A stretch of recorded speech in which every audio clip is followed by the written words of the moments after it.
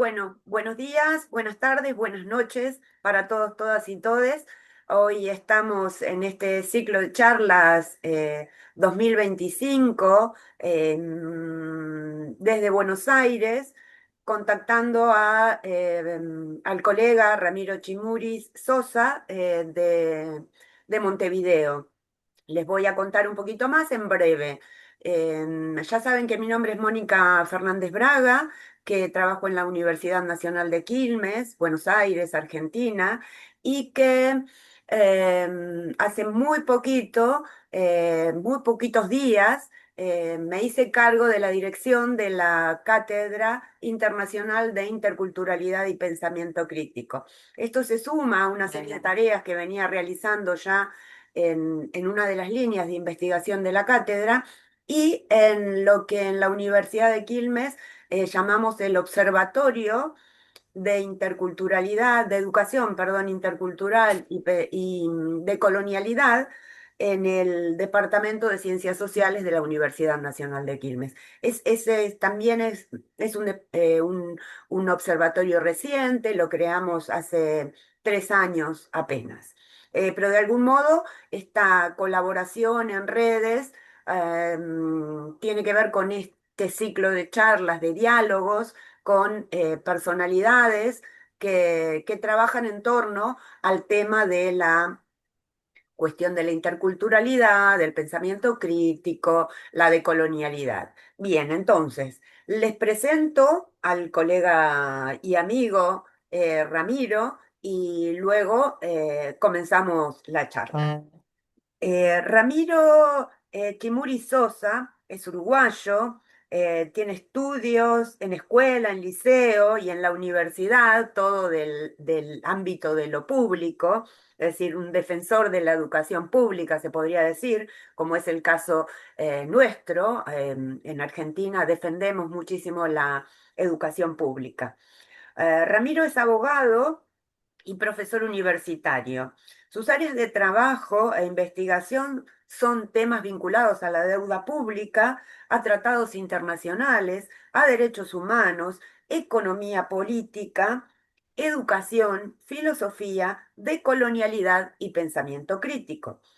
Ramiro es fundador y fue coordinador y actualmente es presidente honorario, aclarado, de la red de cátedras, instituciones y personalidades sobre el estudio de la deuda pública.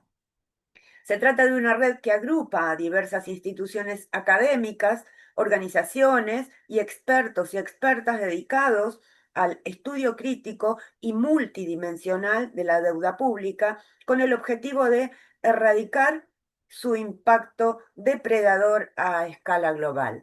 Cuando les deje cuando subamos el video, les vamos a dejar el enlace para poder visitar la página porque corrientemente hay publicaciones, hay charlas, y hay ahí como la posibilidad de ver cuántas instituciones, cuántas cátedras y cuántas personas integramos esa hermosa red. Bien, Ramiro.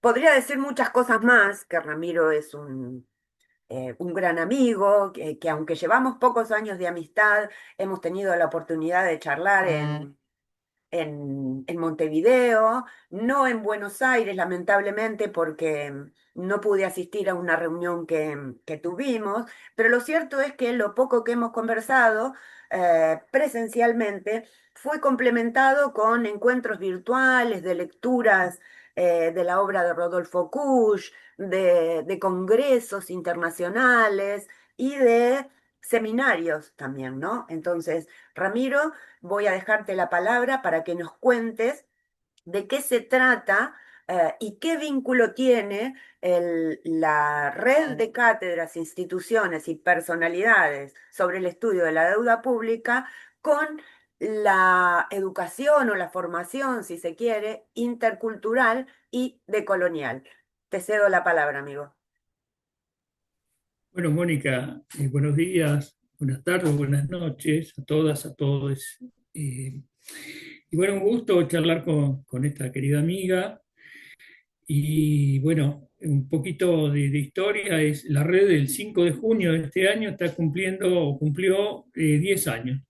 Fue fundada oficialmente en el 2015 en Buenos Aires y al impulso de 5 profesores, digamos, de profesor de Colombia, la Universidad Nacional de Colombia, Daniel Libreros, José Meneses Gómez de la Universidad Federal de Alagoas de Brasil, todos son profesores universitarios, Miguel Ángeles Peche Gil de la Universidad de Buenos Aires, Facultad de Derecho, y Graciela González, ayudante de cátedra, colega de cátedra, y por Uruguay el doctor Pablo Turban y quien les habla.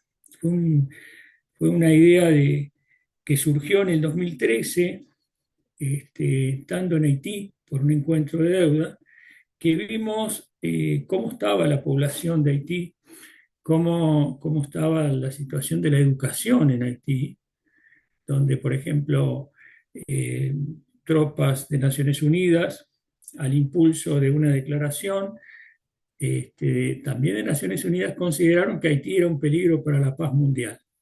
Y a partir de eso designaron misiones, digamos, cascos azules en Haití, y veíamos que realmente no se condecía el discurso que había con la realidad.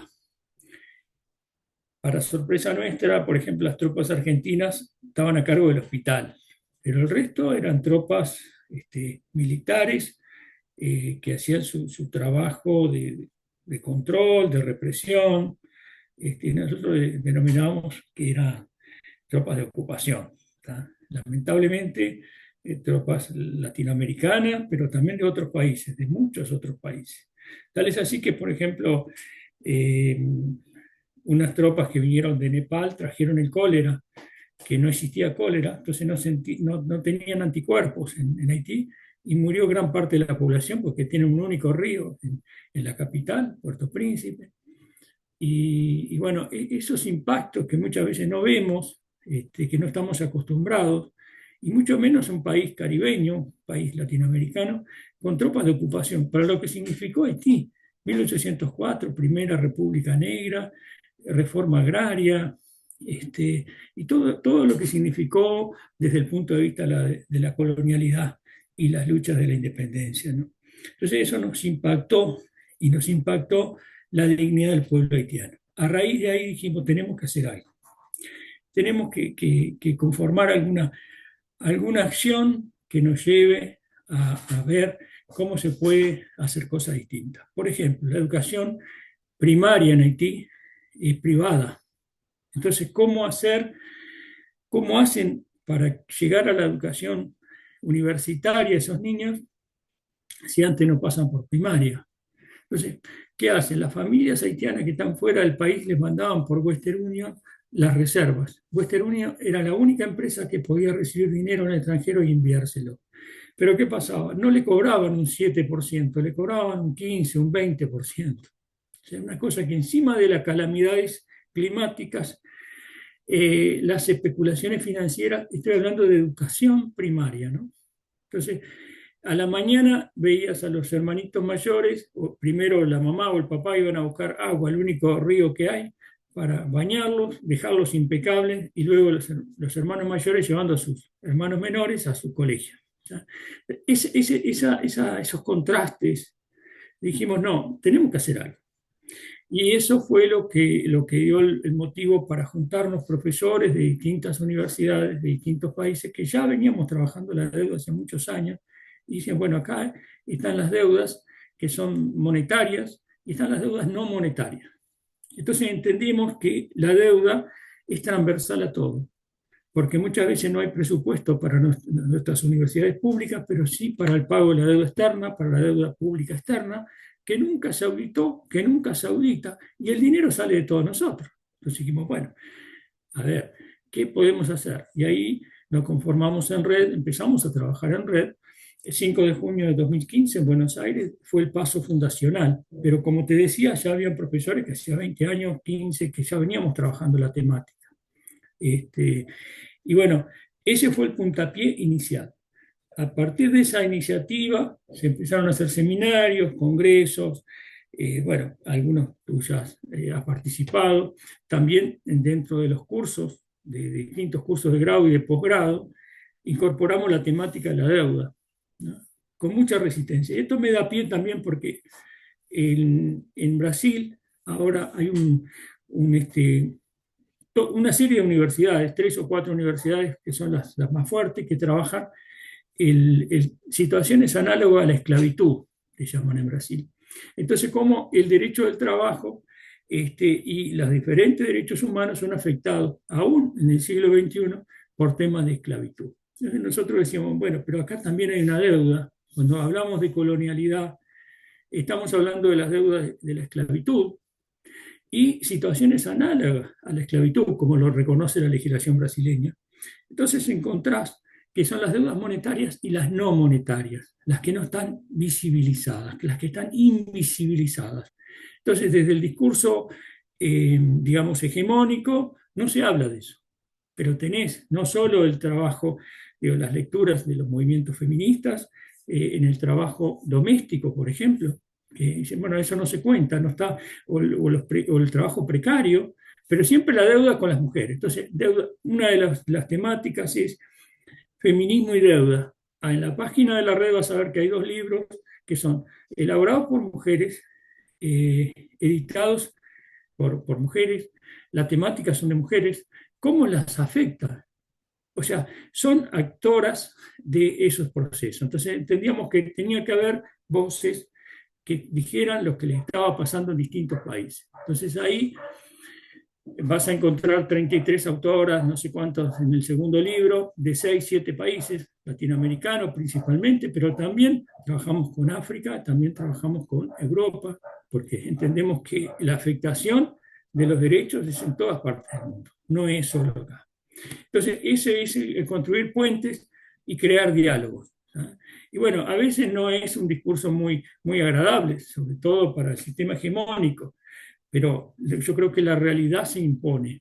Y cuando la realidad te habla, lo que vos podés hacer es ser cómplice de ese discurso hegemónico o tener un pensamiento crítico decolonial, digamos, latinoamericano, caribeño, africano, sea donde sea las voces de los oprimidos, estén donde estén. Si están en Europa, están en Europa. También hay esos problemas en Europa, en Estados Unidos, en todas partes del mundo. Entonces, ese es un poco el compromiso ético en el cual se fundó la red.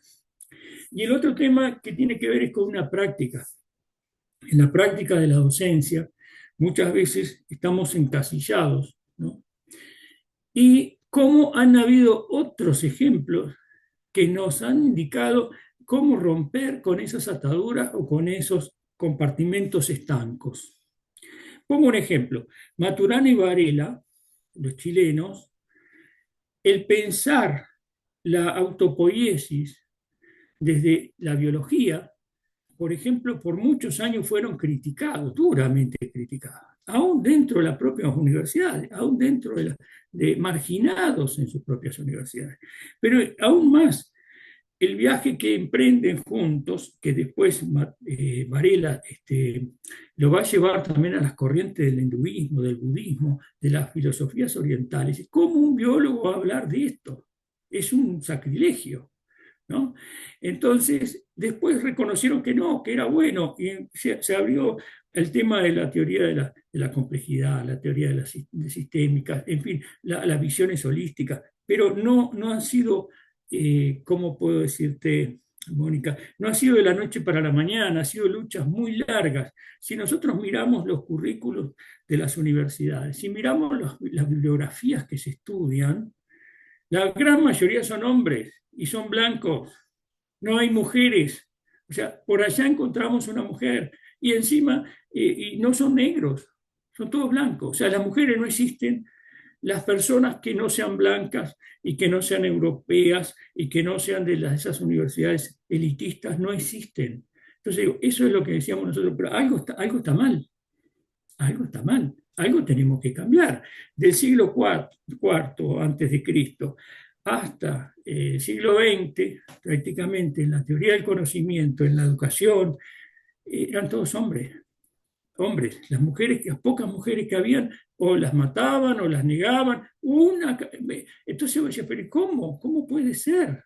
Entonces, esas eran nuestras preocupaciones que veíamos todos los días, que decíamos, pero algo estamos haciendo mal.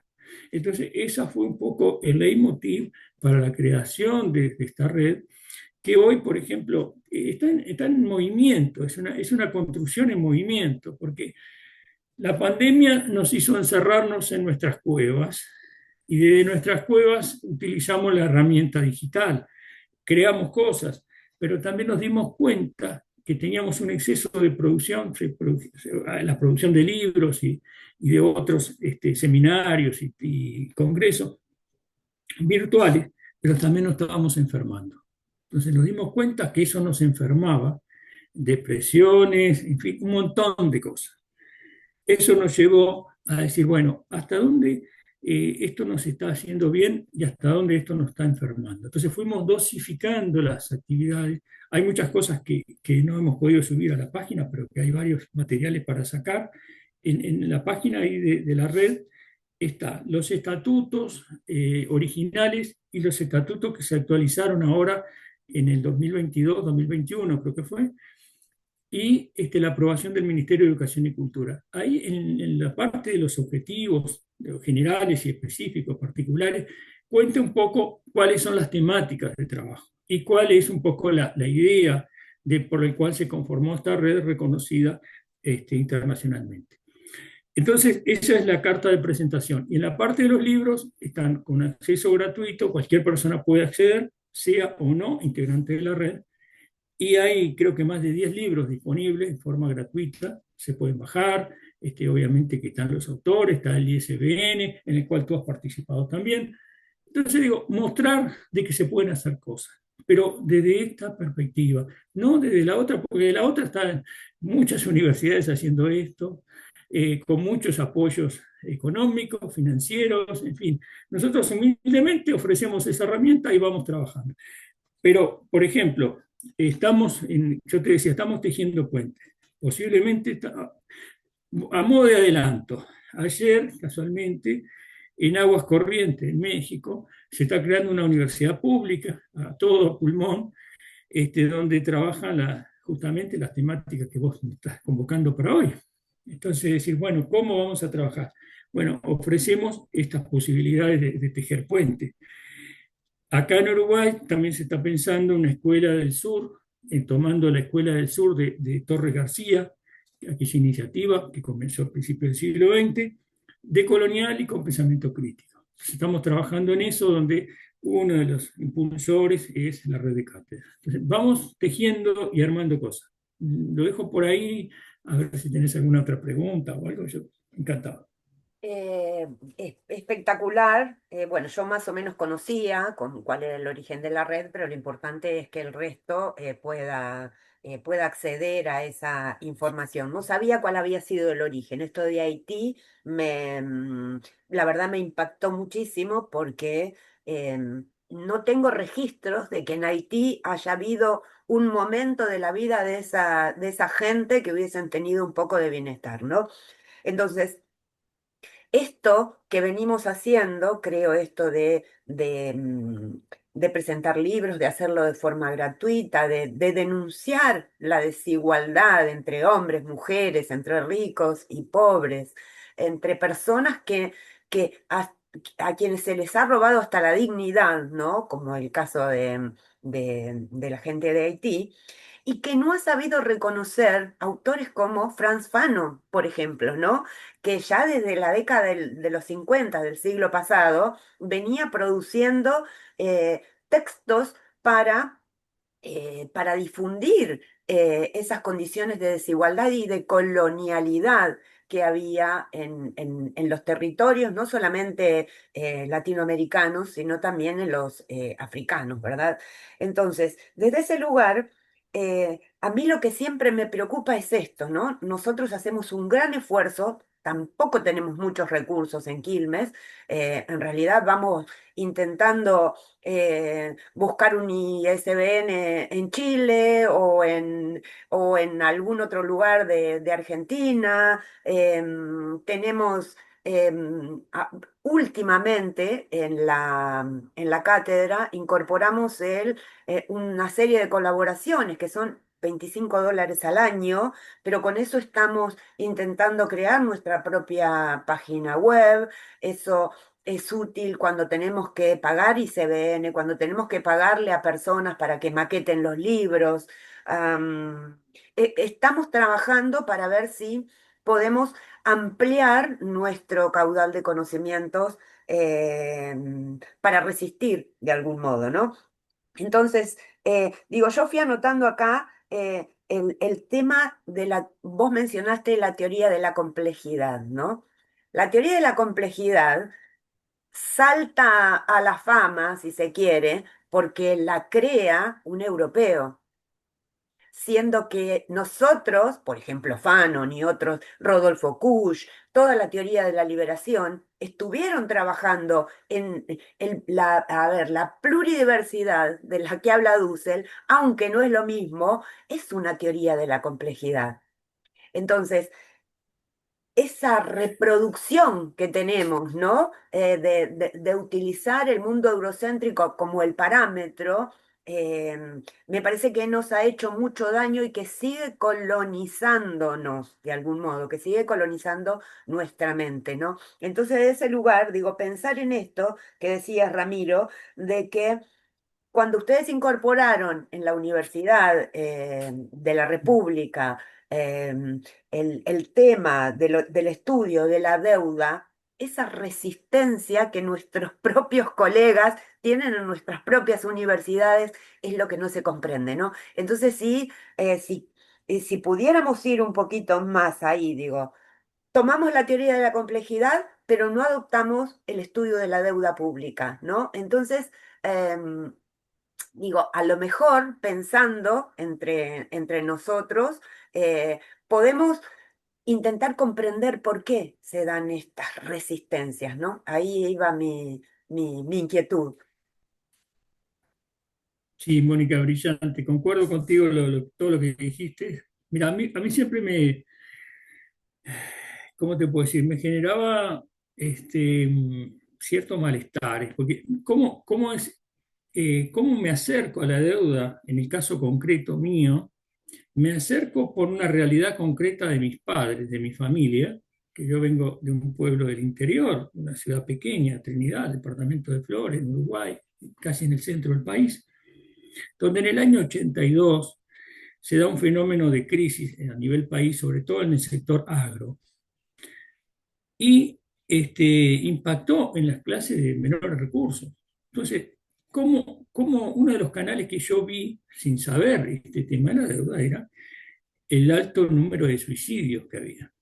Antes de que se genere una crisis económica, siempre uno de los factores son los suicidios. Vos estudias siempre y vas a encontrar un alto número de suicidios. Aparte de lo económico, el impacto social, el impacto, digamos, en una población pequeña, donde todo el mundo se conoce, este número de casos de suicidio que se empezaban a dar. Entonces, eso impactó directamente. Porque una cosa es cuando a vos te cuentan una historia y otra cosa cuando vos leís una historia y otra cuando la vivís. ¿Tá? Entonces, cuando vos vivís eso, tomás conciencia de qué es lo que está pasando o algo no está funcionando bien. Entonces, el acercamiento al tema de la deuda aparece ahí. Me toca muy de cerca siendo un adolescente prácticamente.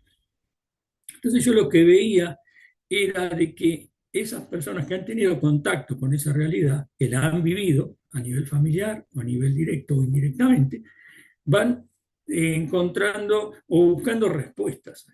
Por eso cuando llegamos a la universidad ya llegábamos con una parte conocida o por lo menos que nos hacía ruido. La universidad, como vos bien decís, normalmente busca esos paradigmas fuera. ¿Eh? Va a buscar los paradigmas siempre afuera, nunca adentro. Nunca nos vamos a mirar a nosotros. Y ahí traigo de vuelta a Torres García. Su frase más famosa es: nuestro norte es el sur. Joaquín Torres García, pintor, escultor, de madre uruguaya y padre español, va a Europa, va a España, pinta y se estudia con Picasso, pero dice: este no es mi arte, yo no soy de aquí. Va a Nueva York, y bueno, este no es mi arte, este no es, no, yo no pertenezco aquí. Prueba suerte en Italia, tampoco. Y cuando llega a Uruguay, a Montevideo, de donde había salido, dice, bueno, no, no, acá este es mi lugar, vamos a hacer un arte constructivo. Y ahí empieza a crear las categorías para poder pensarnos desde el sur, no desde el norte. Nuestro norte es el sur. Y otra cosa muy linda que dice Torre García es, tenemos que aprender a mirarnos a nuestros ojos.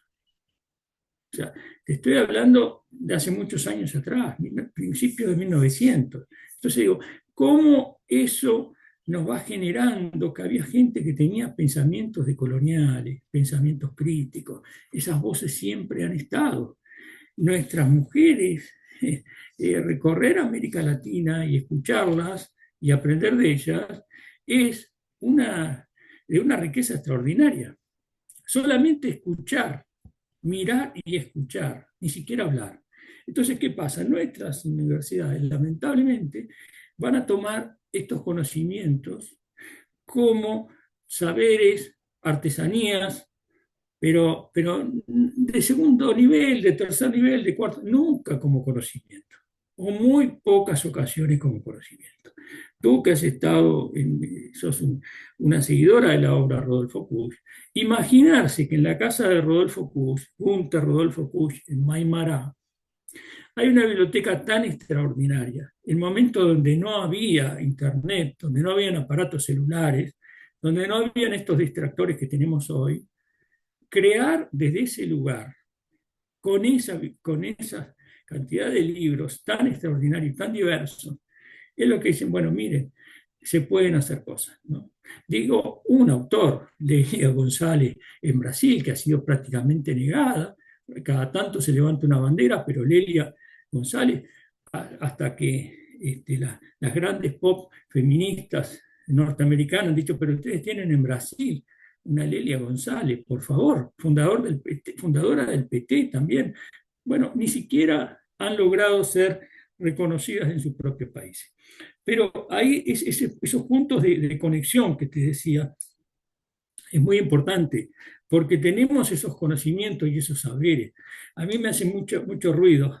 En la filosofía, por ejemplo, Heidegger en Alemania, y todos los filósofos italianos, sobre todo miraba las currículas, cómo los italianos del norte quieren parecerse a los alemanes, y miraban qué autores están leyendo Heidegger, y están leyendo todo temas de individualismo, ¿no? Cuando hace más de 3.000 años, acá, en nuestros territorios, las comunidades decían, no pensemos más en el yo, pensemos en nosotros, en el nosotros. Recién ahora se está dando por todos lados que aparece la comunidad, comunidad, comunidad, comunidad, comunidad. Y dice, pero eso no es nuevo, es nuestra existencia de toda la vida. Y vos hablabas algo de la complejidad, incluso te digo más de la física cuántica. En una de estas recorridas en Córdoba, en unos encuentros de Kusch, me encontré con un hermano, Pablo Gramajo, de una comunidad de pueblos originarios. Para nosotros, dice, el tema de la física cuántica no es ajeno. Ah, no, contame un poquito. Bueno, mira, nosotros desde chicos nos contaban historias que teníamos nuestros abuelos voladores. Ah, ¿cómo es eso? Sí, el abuelo estaba tal día, acá en la comunidad, pero en otra comunidad estaban haciendo un nieto de él, y el abuelo estaba aquí y en la otra comunidad, lo cual era fantástico. Y si nosotros lo escuchábamos, es muy común para nosotros, ¿no? Esas cosmogonías, esas cosmologías, incluso hasta del tiempo circular, esas visiones de tiempo circular, es muy común en nuestros pueblos, en América Latina, no solo en América Latina.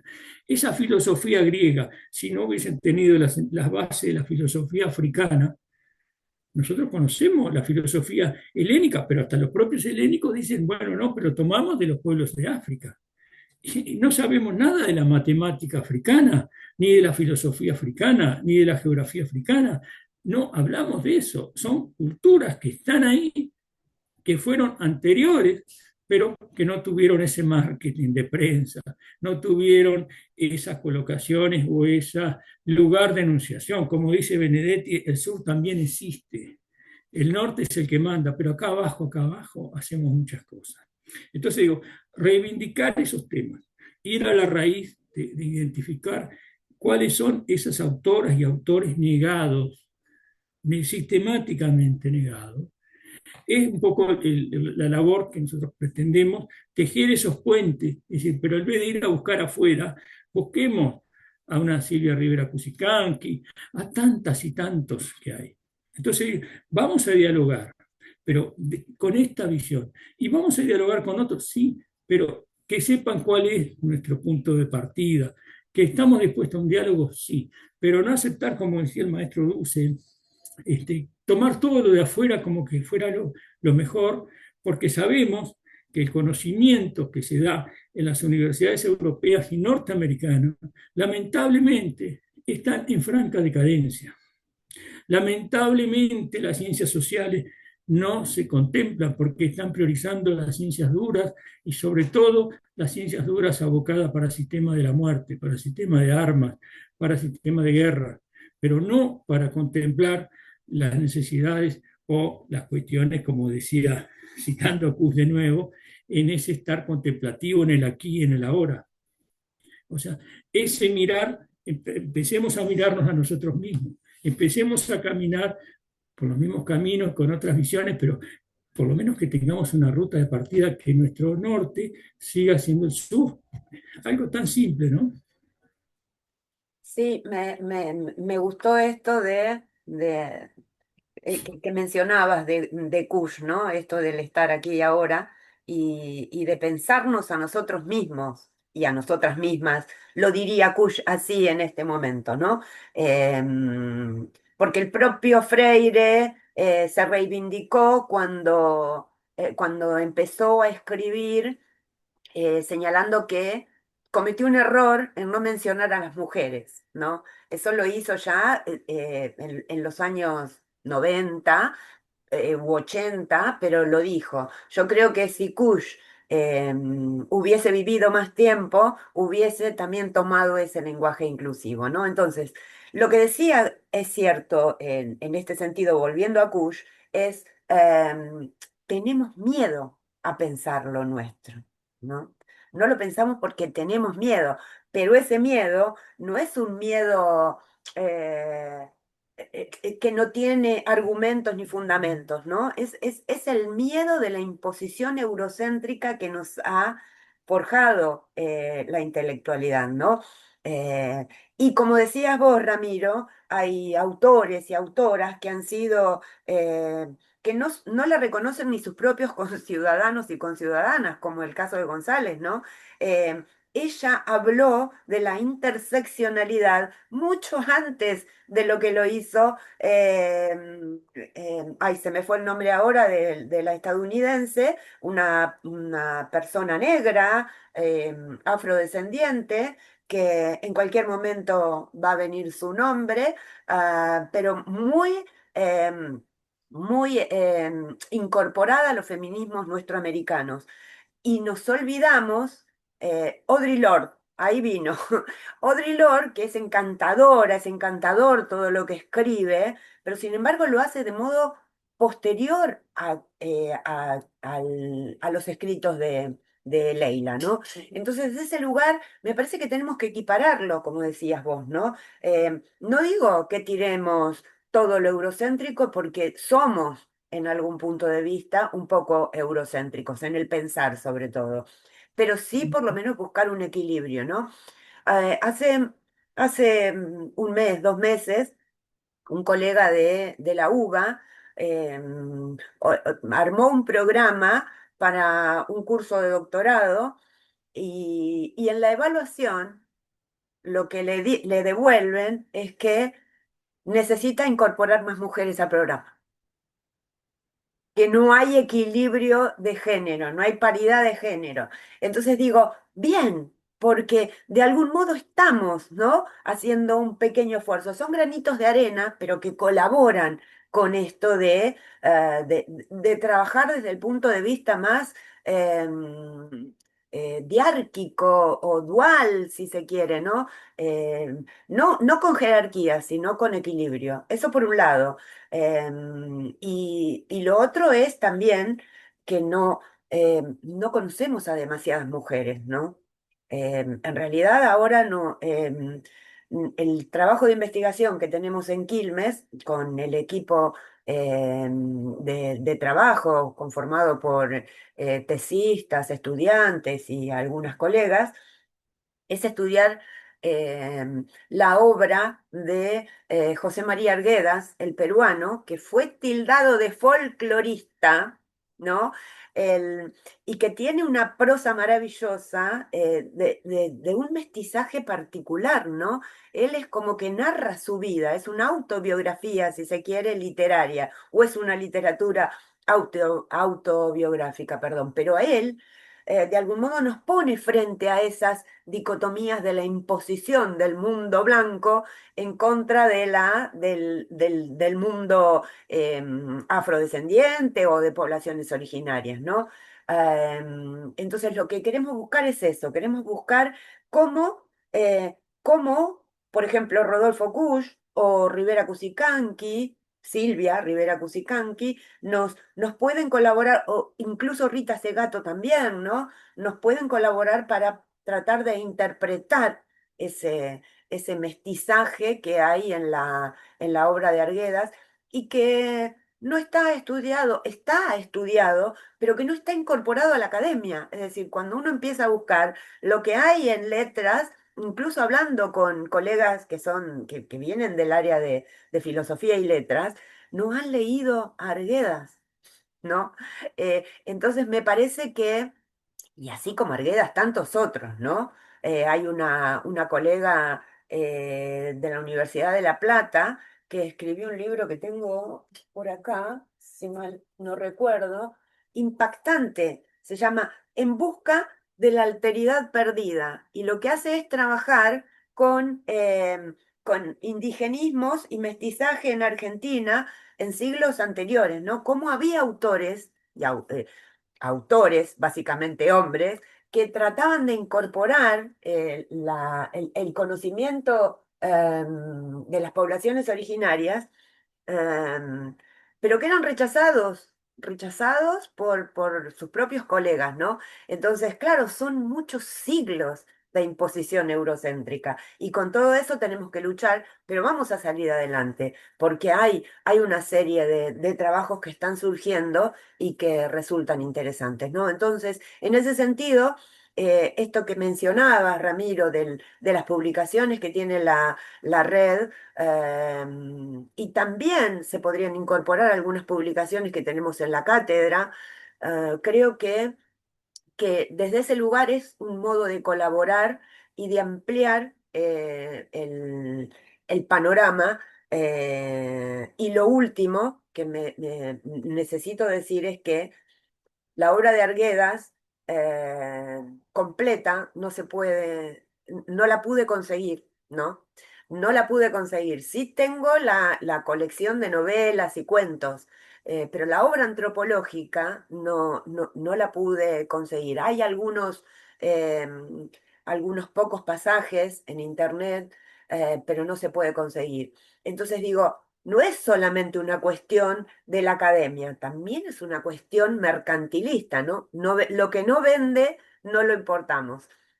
Nada, bueno, contarte eso, a ver cómo se ve desde la red este tema de la necesidad de poder adquirir, no sé si en Uruguay pasa lo mismo, pero yo no pude comprar en Perú textos interesantes que quería conocer de Arguedas, ¿no? No sé cómo será en el caso de Uruguay este punto. Ahí te dejo. Sí, a ver, vos tocaste el tema de Arguedas, me parece un autor extraordinario. Incluso el tema de la literatura de Arguedas eh, fue también, y tiene que ver con la bibliografía, digo, con la biografía de Arguedas, ¿no? Y todo ese mundo andino, indígena, bueno, no sé cuál es la palabra, porque pueblos originarios, te dicen pueblos originarios de dónde. Entonces se abre toda una discusión. Cuando vos decís indígena, indígenas fue aquel error que cometieron pensando que llegaban a las Indias. Entonces, también, porque dice, yo soy pueblo originario, sí, pero originario charrúa, originario mapuche, originario tal, yo no soy pueblo originario. Entonces digo, hasta en el lenguaje tenemos que trabajar.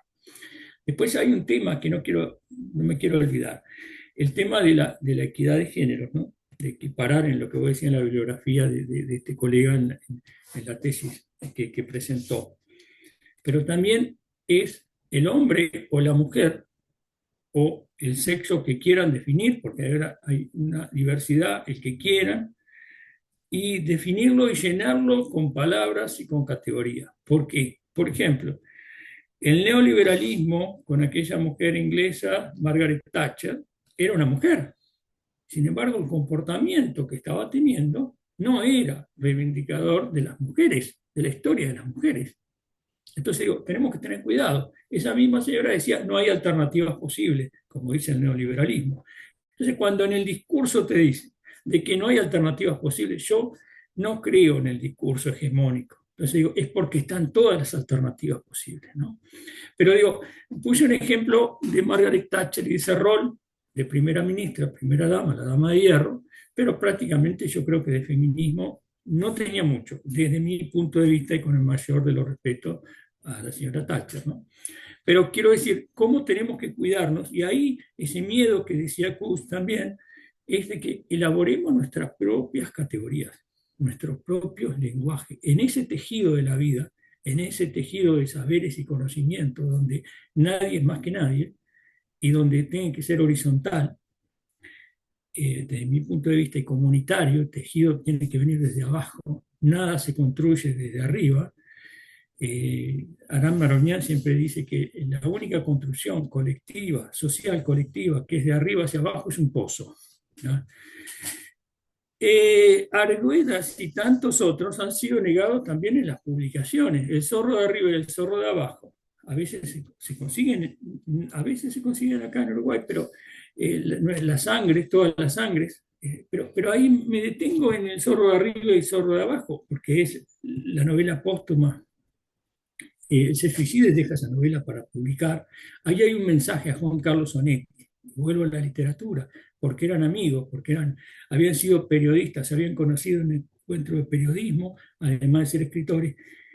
Y cuenta Eduardo Galeano que va a visitar a Onetti y le lleva el libro y le narra una parte donde lo menciona Onetti y dice cómo le gustaría apretarle la mano derecha para que no escribiera, símbolo de esa amistad y ese reconocimiento entre escritores. Dice Galeano que se le cayó una lágrima a Onetti cuando escuchó eso, ¿no?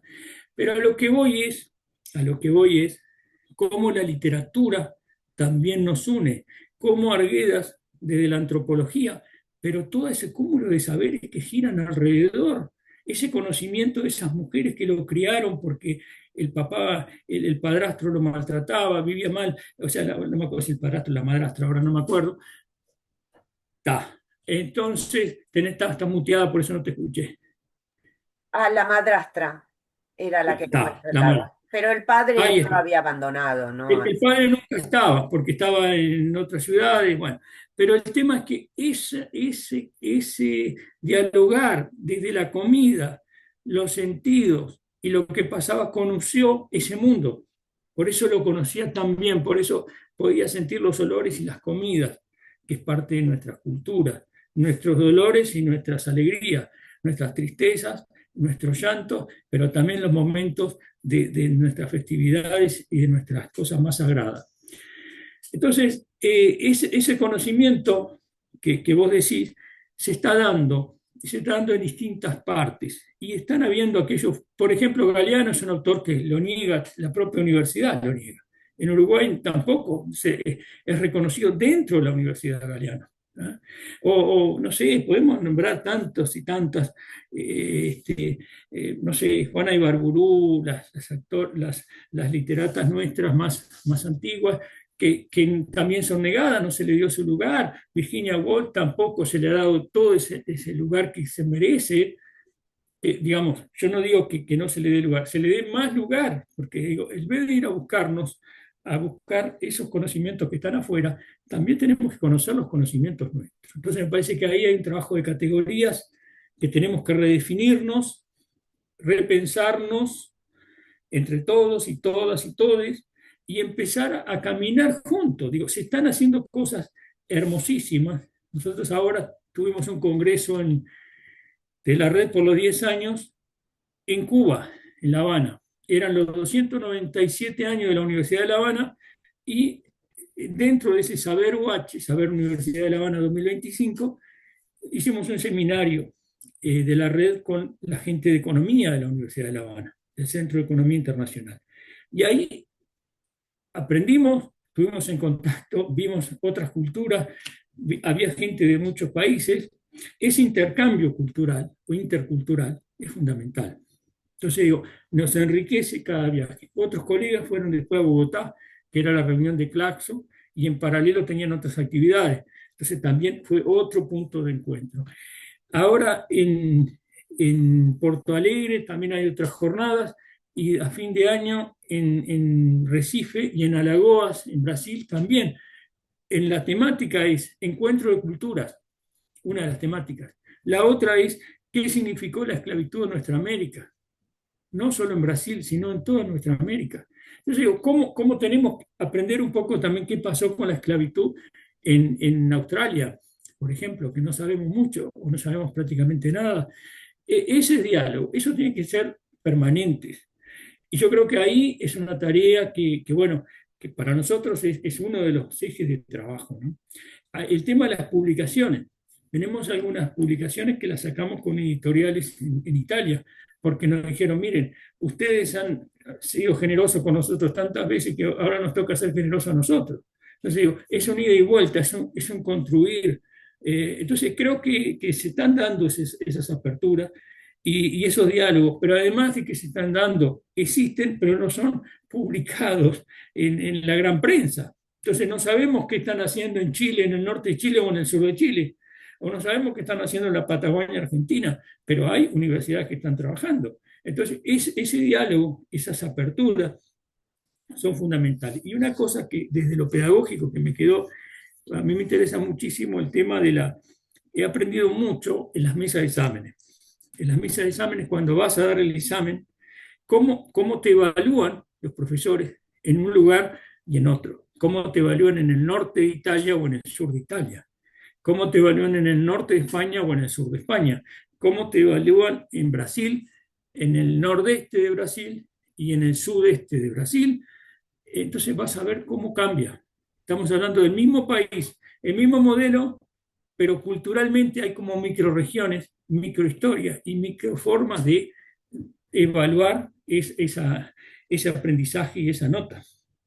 Si no, en una tesis doctoral, si no tenés menos de 250 páginas, no te la leen, no te la evalúan, no te la toman en cuenta. Entonces, voy a decir, pero ¿cómo? Yo puedo escribir 4.500 páginas, estar excedido, pero no decir nada que sea relevante. Y sin embargo, en 200 páginas puedo decir algo que sea relevante, o a veces menos, pero hasta en esas pequeñas cosas. Entonces vos, por ejemplo, le prohibiste a un candidato a doctorado o a mestre, o lo sometiste a un examen riguroso para después decirle, tienes que escribir más. Y a veces no va en escribir más, va en el contenido, en la forma, a qué apunta, si está dentro o fuera del tema. Entonces, eso me parece algo que es maravilloso. ¿Por qué? Porque replicamos nuevamente esos modelos culturales exógenos, ¿no? Que son importados, incluso algunos de esos modelos ya han caducado, ya ni se aplican más, pero los repetimos. Tengo profesores que me decían, mirá, nosotros estamos repitiendo modelos de economía política, de los años 50 en Estados Unidos, que no se aplican más ni siquiera dentro de Estados Unidos. Pero nosotros como profesores tenemos que darlo porque si no perdemos nuestro trabajo. Sigo, pero estás enseñando cosas que ya no se aplican más, estás repitiendo cosas que vos mismo me decís que ya no se aplican ni siquiera en el país donde las crearon. Dice, sí, pero forma parte de la currícula y lo tengo que dar. Entonces digo, ese tipo de cosas nos encontramos. Es decir, bueno, vamos a empezar a pensarnos y a ser más sinceros y a trabajar desde nuestras raíces y pensando juntos, ¿no? Me parece que por ahí va la mano, ¿no?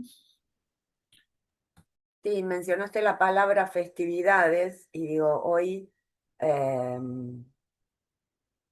celebramos el Día de la Independencia de 1816, el 9 de julio de 1816 en Argentina. Una independencia que todavía no logramos. Entonces, hoy más que nunca creo que pensar en esto de recibir un meme hoy, feliz Día de la Independencia, 9 de julio, y está Julio Iglesias aplaudiendo.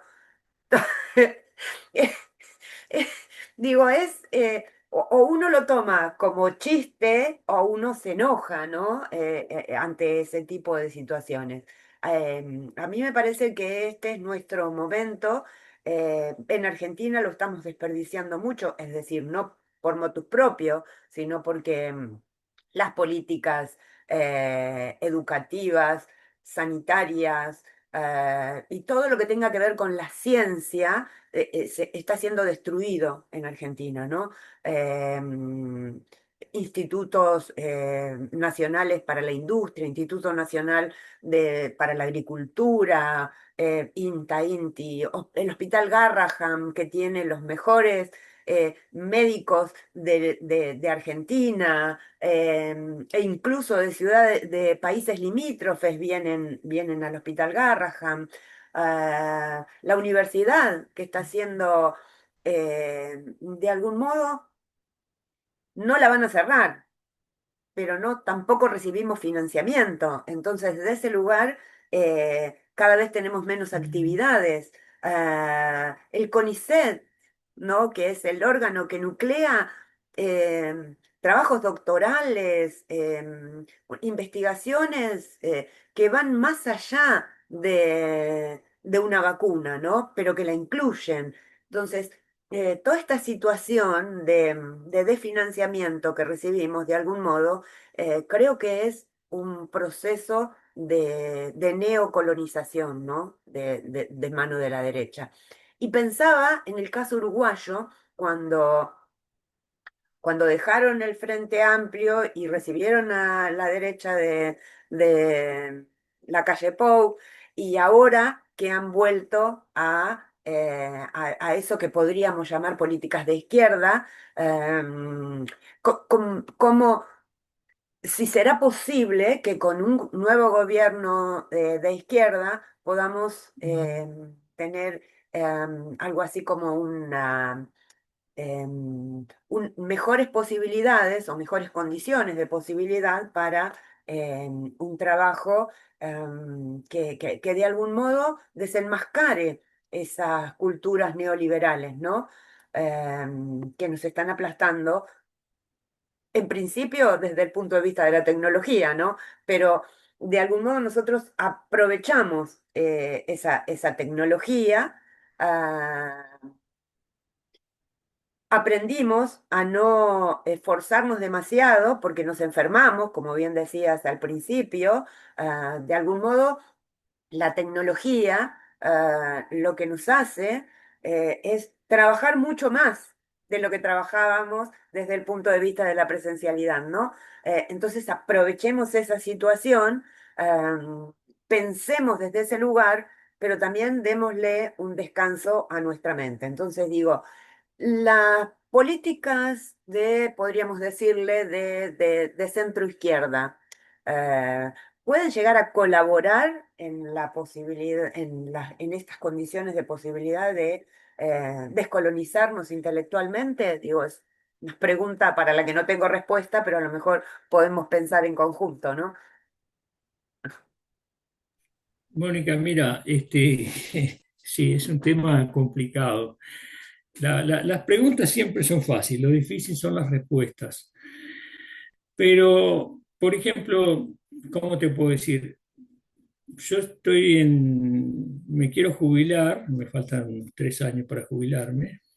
Hay un drama también acá porque se modificó la ley jubilatoria unos años más, hasta los 5 años más. Hay un montón de cosas, pero a lo que voy yo siempre, mira, hace 38 años que estoy en el tema de la deuda, ¿no? 38 años. Entonces, para mí, más allá de los discursos, más allá de los discursos de los partidos políticos, ¿no? Y yo miro la deuda, ¿no? Por deformación miro la deuda. Entonces yo miro cuánto va destinado a la deuda hacia afuera, ¿no? Entonces, por ejemplo, miro cuánto va y miro cuánto queda para las políticas públicas, las políticas sociales, las finalidades del Estado, que están en esos fines esenciales que están en todas las cartas políticas de todas las constituciones muy bonitas, pero miro cuánto es que se va hacia afuera. Entonces, miren, no hay presupuesto. Pero ¿y este montón de dinero que se va? Y la universidad no recibe nada, la salud, la educación. Entonces, no, pero esas son políticas asistenciales, hay que destruirlas, hay que no sé qué, hay que no sé cuánto. Pero, ¿qué pasa? Poco o nada cambia cuando vos permaneces atado a un sistema de dominación como es la deuda. Entonces vos mirás que los gobiernos pasan, los presidentes pasan, los partidos pasan, pero la hoja de ruta te la marcan desde afuera. Cuando vos ves que los ministros de Economía de nuestros países pertenecen a JP Morgan, pertenecen a James Manhattan, pertenecen a la banca internacional, o a veces nuestros presidentes también, vos decís, ¿qué posibilidades tengo? Nosotros planteamos, trabajamos en la auditoría del Ecuador, que Correa tampoco era un hombre de izquierda, ¿no? Porque también, acá también tenemos que redefinir qué es ser de izquierda y qué es ser de derecha, ¿no? Tomamos aquel lugar que se sentaban en la Francia, si era la derecha o la izquierda del rey, pero yo creo que hoy tendríamos que redefinir todo eso también, redefinirlo. Porque muchas veces quedamos entrampados, por ejemplo, tomo un ejemplo, Brasil, de Lula, hoy desde los sectores de la derecha, porque acá hay otro tema, no hay que hablar ni de derecha ni de izquierda, porque eso está perimido. No hay que hablar de me estoy quedando sin, un segundo que me estoy quedando sin batería. A mí me preocupa eso de no caer en esa trampa, ¿no? A ver si puedo. Tranquilo, Ramiro, a mí me pasó lo mismo recién, así que Ah, ah, bueno, bueno, bueno, ya estoy, ya estoy. sí, sí.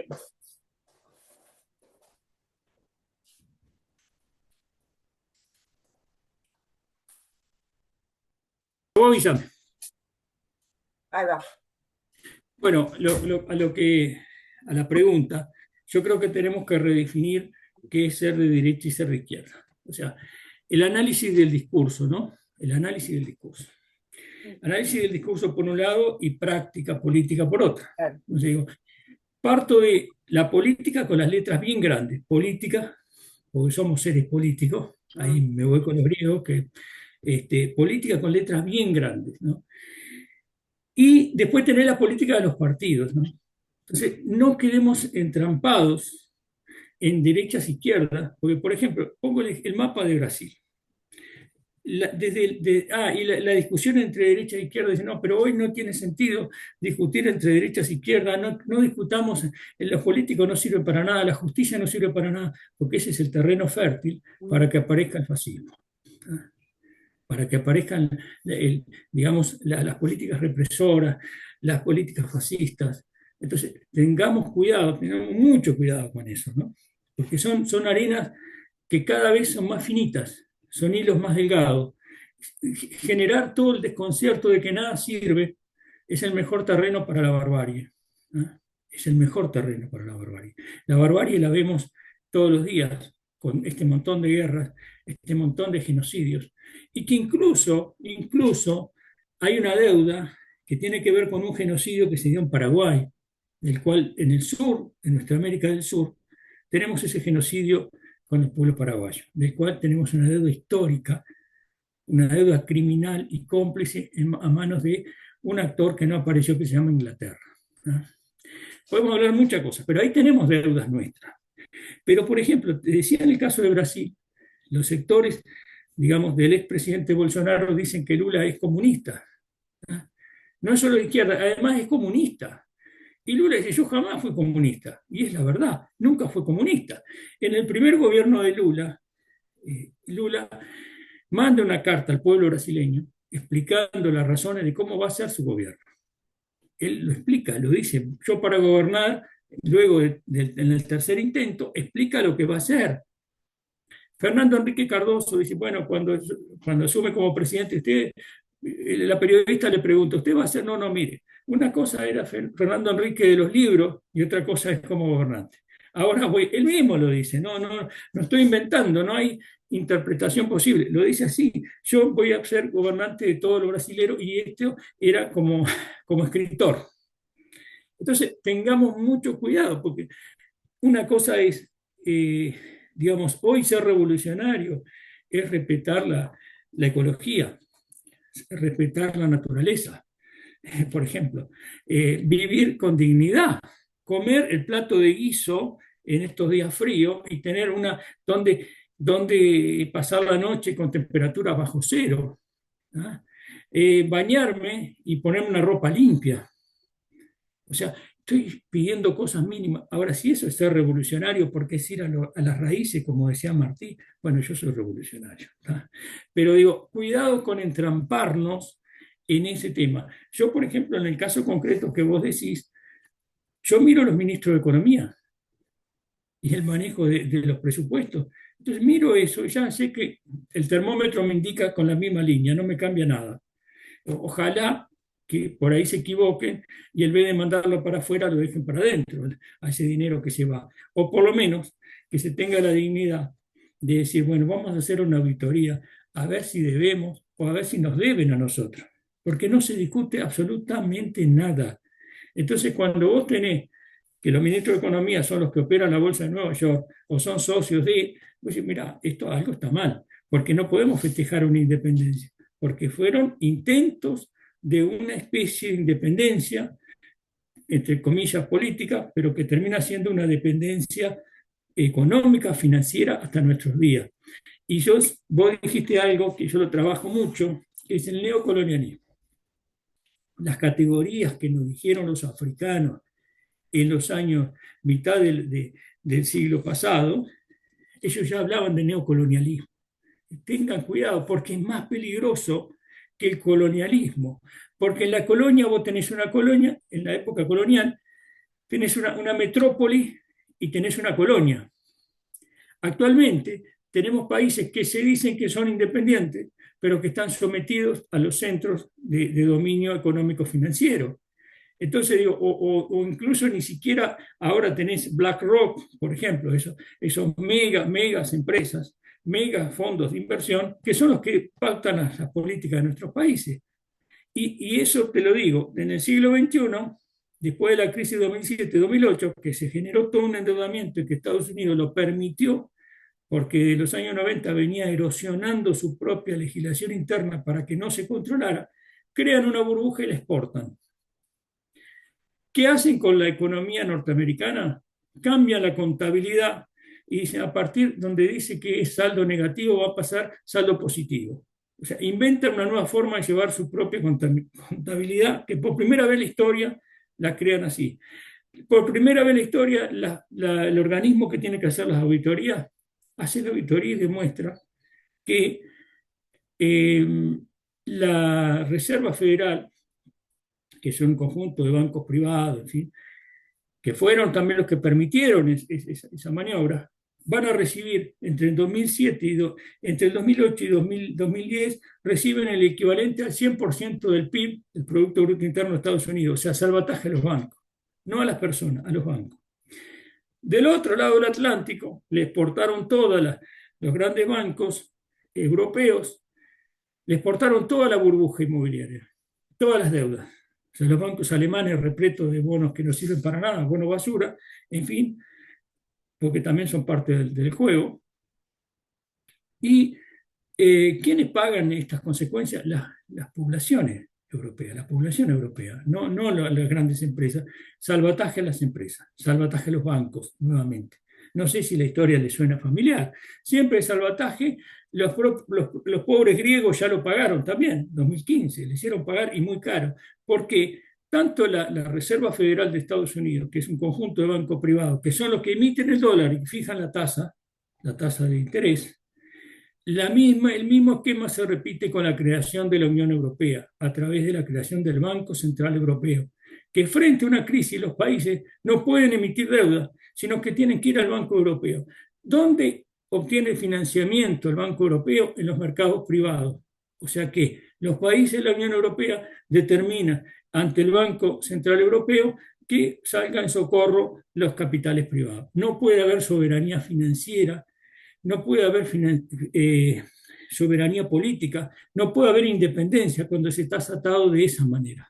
Entonces te muestro dos grandes bloques en el mundo contemporáneo actual donde realmente los pueblos seguimos siendo rehenes. Entonces, ese tipo de diálogo, ese tipo de cosas, nos lleva al neocolonialismo jurídico, político, económico. Entonces, nuestro deber, desde nuestro, cada uno desde su lugarcito, es arrojar claridad, decir, bueno, por estos caminos ya sabemos que el Titanic va a naufragar. Busquemos otras alternativas, pero por acá es muy difícil lograr alguna independencia o alguna soberanía. Tal cual, tal cual. Te escuchaba y digo, es la historia de Argentina, es la historia de Latinoamérica, ¿no?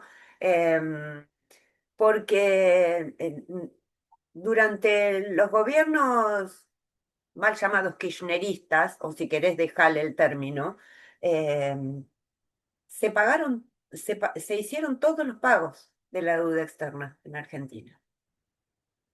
¿Qué pasa después? Yo no lo sé, porque no sé cómo se manejan esos conglomerados internacionales. ¿Qué pasó para que empezara la decadencia de los gobiernos kirchneristas y subiera un neoliberal como Macri, ¿no? La historia que sigue después es de, ¿cómo llamarla? Es más cómica, ¿no? Digo, porque cuando viene Fernández no tenemos tampoco modo de salir, más allá de que de un gobierno muy inactivo, más allá de eso, lo que teníamos era la gran deuda que nos dejó el gobierno anterior, el gobierno neoliberal del macrismo. Pero no aprendemos, no aprendemos. No nos oponemos, como decís vos, no nos juntamos entre las naciones a reclamarle a ese conglomerado de bancos mundiales, privados, obviamente, que son los que te salvan, según ellos. Viene el salvataje, nos vienen a salvar y en realidad nos vienen a hundir, ¿no? Entonces me parece que la propuesta sería no solamente ir a las personas que tenemos formado nuestro intelecto de algún modo, que también podemos equivocarnos, pero sí por ahí tratar de comprender, que lo han hecho, esto de, a ver, de cómo ganan, ¿no? Cómo ganan elecciones, porque ganan elecciones, el pueblo los vota, entonces eso es legítimo, están en un lugar legítimo, pero ahora entonces, en nuestro caso en Argentina, a la deuda que ya teníamos, se le suma una nueva deuda, unos nuevos dividendos, se reclaman otras deudas internacionales que ya teníamos superadas y nuestra industria cada vez está más aplastada, ¿no? Entonces, no hay trabajo, supuestamente no aumentan las cosas, aumentan poquito, por eso digo, hay que hacer un mea culpa también de lo mal que veníamos con el gobierno anterior, pero eso, a ver, eso no me alcanza para pensar cómo Latinoamérica puede unirse, si cuando quiso unirse, enseguida fue aplastada esa unión, ¿no? Me refiero a la UNASUR, que ha desaparecido. Eh, entonces, si no podemos desde arriba, mucho menos vamos a poder desde abajo. Entonces, ¿cómo organizarnos, ¿no? Desde un punto de vista, si querés, gramsciano, ¿no? De transformar ese sentido común en un sentido más válido para la vida, ¿no? am, s- cómo formarnos como intelectuales orgánicos, que no solamente vamos a ser docentes de universidades, sino que cómo recuperar el valor de un gremio, un sindicato. Digo, esas cosas que nos hacen tanto ruido y que de algún modo implican eh, que por momentos nos hacen perder la esperanza, ¿no? Em, Eso para ir de mi lado cerrando, ¿no? Mónica, mira, Mario Benedetti le preguntaban, pero don Mario, usted siempre tan negativo, tan pesimista. Dice, no, no, no, dice, yo no soy ni negativo ni pesimista, soy un realista bien informado, ¿no? Pero también Benedetti decía defender la alegría, ¿no? Y caminar codo a codo. Y yo creo que hasta el último día de nuestras vidas tenemos que ser profundamente humanistas y creer en el sentido de la vida, ¿no? Hasta que no se le antoje a dos señores apretar los botoncitos rojos y tiren la Tercera Guerra Mundial, las bombas atómicas y la mar en coche. En el día a día, en el día a día, tenemos que plantar semillas, sembrar, ¿no? Desde la educación, sembrar. Eh, ya no importa, digo, si las banderas están gastadas, no importa si las suelas están gastadas. Por ahí en Ecuador, eh, Guayasamín, en el Museo del Hombre, la Capilla del Hombre, tiene una frase muy interesante que dice, yo lloraba porque no viene de una familia muy pobre de varios hijos, ¿no? Entonces yo lloraba porque no tenía un par de zapatos, hasta que un día vi un niño que no tenía pies. ¿A qué voy con esto?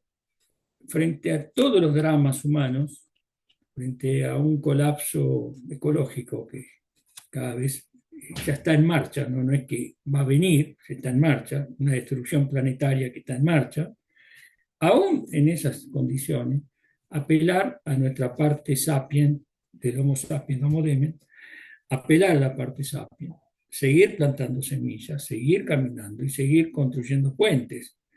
Y como decías vos en el libro de esta colega ahí de La Plata, creo que era de Mar del Plata, que estaba jugando un poco con el libro de Marcel Proust, ¿no? Con el nombre me pareció, la alegoría juega un poco con eso. Luego viene la recuperación del tiempo perdido, cómo recobrar eso, ¿no?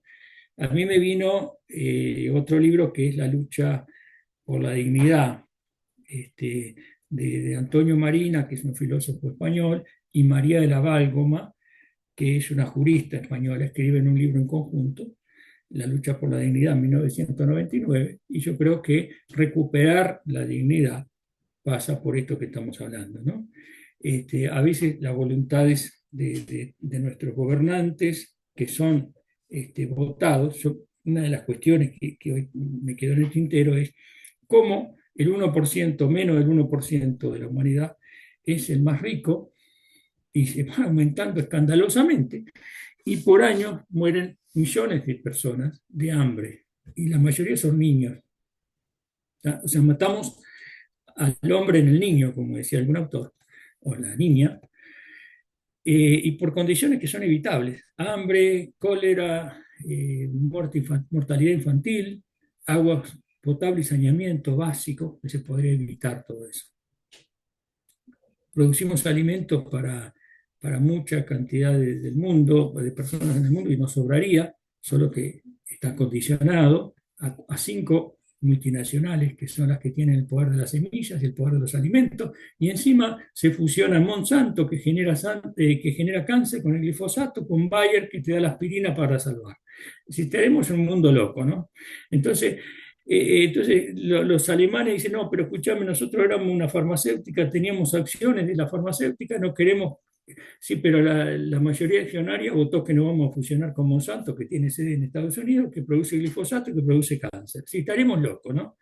Donde Warren Buffett, un tipo multimillonario, dice, yo creo en la lucha social, en la lucha de clase, perdón, y yo pertenezco a la clase rica, Y por suerte nuestros soldados en Afganistán nos aseguran que nosotros tengamos este confort. Cuando el resto del mundo no habla más de la lucha de clase, no habla más de ser, no, no hablemos de clase, por favor, no. Todo es políticamente correcto, ¿no? Entonces tenés que moverte en lo políticamente correcto. Pero yo creo que la realidad nuestra es seguir sembrando esas semillas, seguir siendo tosudos en el error, en el acierto, en los fracasos, y que algún día esas semillas van a florecer, se van a crear alimentos, frutos, y bueno, en fin, pero es nuestro trabajo.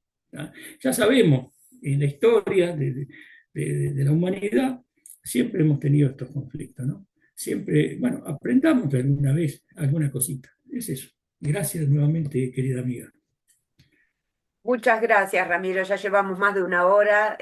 Espero que se repita, espero que esto se repita con algún tópico en común. Esto era como un inicio de una serie de charlas que me gustaría seguir manteniendo con colegas que están de algún modo pensando en esa posibilidad de intercultural, de colonizadora.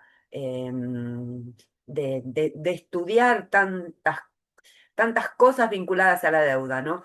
Y no solamente a la deuda monetaria, como decías, sino a las deudas simbólicas también, que son muy importantes. Bien, entonces, agradezco esta charla y, y nos vemos en breve. Te dejo, si querés cerrar para saludar, te dejo libre ahí. Solamente agradecerte y agradecer a la gente de la Universidad Nacional de Quilmes, a la que hace mucho tiempo que no voy. La última vez que estuve por allá fui a hablar de nanotecnología, hace muchos años, y tenían un departamento de publicaciones muy lindo, espero que sigan manteniéndolo, y bueno, apoyando las iniciativas de nuestras universidades, nuestro liceo, nuestras primarias públicas que tanto nos han dado, ¿no? Y bueno, un poco devolver lo que recibimos. Y gracias, Mónica, por todo. Y bueno, estamos ahí para lo que precise. Y Gracias, Ramiro, contamos a vos. contigo. Nos vemos en breve. Adiós.